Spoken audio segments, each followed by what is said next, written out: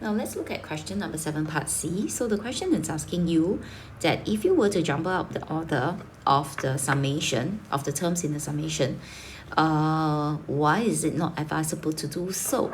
So let's look at it when we do the methods of differences. After we jumble up the sequence, so jumble up the terms. So you notice that it is not obvious that we can do a cancellation for 7C. So you see, like, oh, I have a 3/2 here, 2/2 here, then where's the next thing that I should cancel?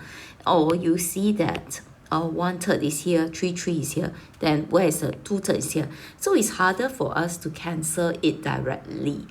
Okay, so that's why it is not advisable to go and jumble up the terms in this way.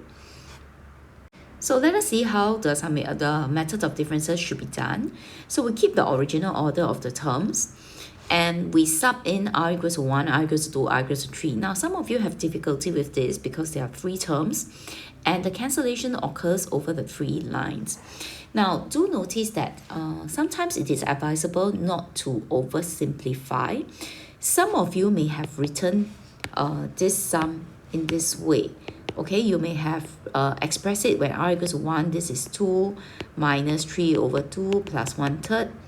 Some of you may write it this way, minus 1 plus 1/4, 2/3 minus 3/4 plus 1/5, and so on and so forth.